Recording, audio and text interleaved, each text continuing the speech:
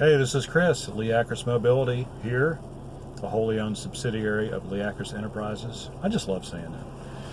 I want to talk today about being digital in the analog world. And what I mean by that is that we look at computers and we say it's an on and off system. Either a byte is on or it's off. And we like to pretend that that is the final say in the matter, and so therefore everything that flows from that very basic premise controls what the computer can do, how the computer operates, the efficiency, the reliability, and everything else. But the fact of the matter is, even though we use electronics in a digital mode, you can't ever forget that all those on and offs, all those zeros and ones are stored on an analog substrate. In other words, you've got a CD, and you look at the CD and the shiny side of the CD. That's where that data is written up. It's a bunch of on and offs as it's interpreted by the laser that reads the surface.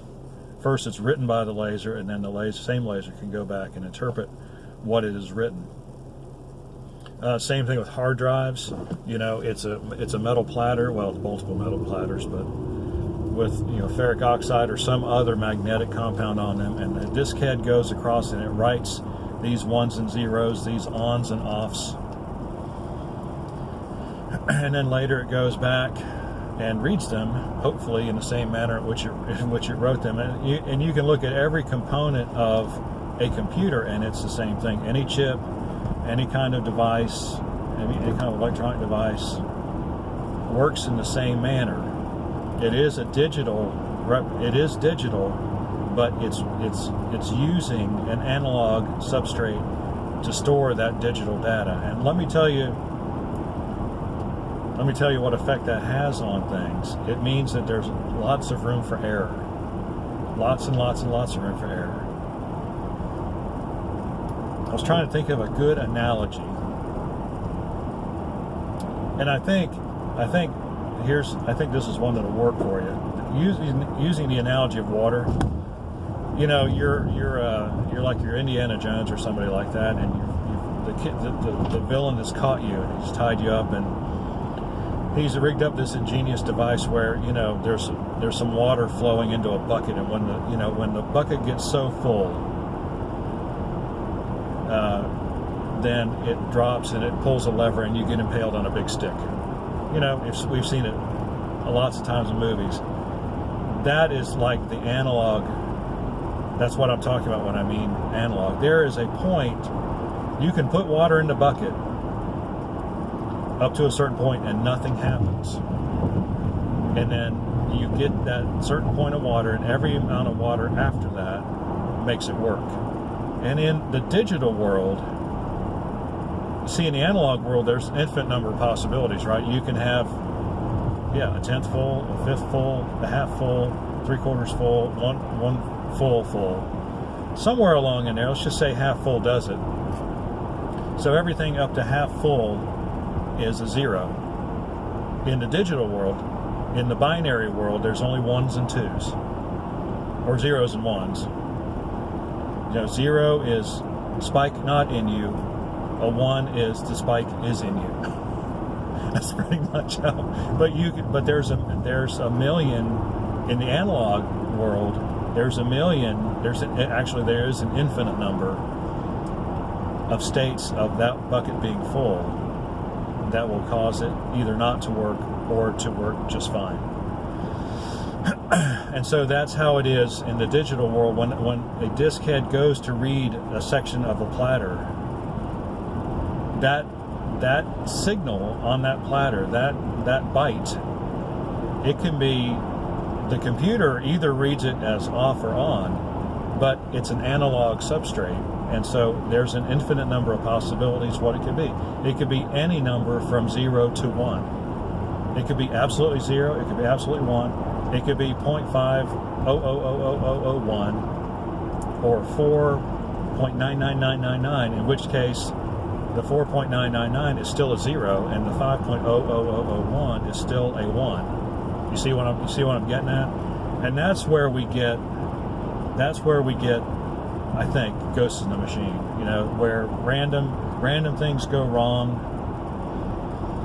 You know, you get weird shutdowns, and of course the more you write these zeros and ones, these offs and ons to any kind of substrate, they start to wear out, just like as if you were sanding with a piece of sandpaper, except it's just really, really gradual, because you're only moving electrons around, really, right?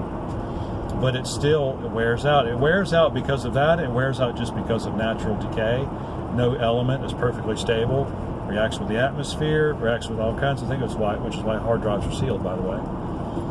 You know, it might react with heat. You know, you take a CD and heat it up and partially melt it, you're not going to get good data anymore.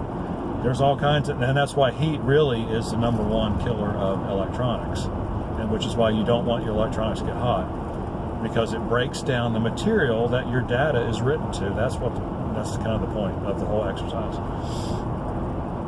And so that's why this happens. That's why computers finally do break down. Now the operating system and the hardware itself has error correction in it. There's a lot of error correction in modern hard drives, for example, that it self polices, and it will identify bad sectors or sectors that are going bad. And I'm sure I don't know what the criteria is. I would think, if a sector is reading less than 0.8 on a 0 to 1 scale, I would say it's kind of getting flaky and get rid of it. I mean, that's the way I would look at it. I don't know what the actual technical criteria is, but you have to be confident. Well, you have to be confident both ways. You have to be confident that the value is close enough to one that you can trust it, but you also have to be confident that the value, if it's supposed to be on, if it's supposed to be off, then you have to be confident the value is reasonably close to zero. Otherwise, you'll never get anywhere, because you'll have too many errors build up rather quickly. So I imagine the tolerance, and I'm just speculating because I'm not read up on this, I'm just talking, is pretty tight. I would say, I don't know. So anyway, I just thought I'd bring that up because people don't often think about that. It's like, why don't things just work? Well, that's why. That's why, because it's still, at the heart of it, all analog. It's like scratches on a record. Same thing. You hear the pops. There's nothing you can do about it because it's in the substrate that you're listening to. A record is mechanical, a CD is digital, but it's the same. It's the same idea. If you don't have a good substrate, you end up with a defective final product. Except CDs just usually don't work if it gets too bad. A record, you can scratch it up quite a bit, and you can still hear it. Alrighty, got any questions or comments? Leave them in the section below. Like and subscribe. We appreciate it when you do. See you on the next video.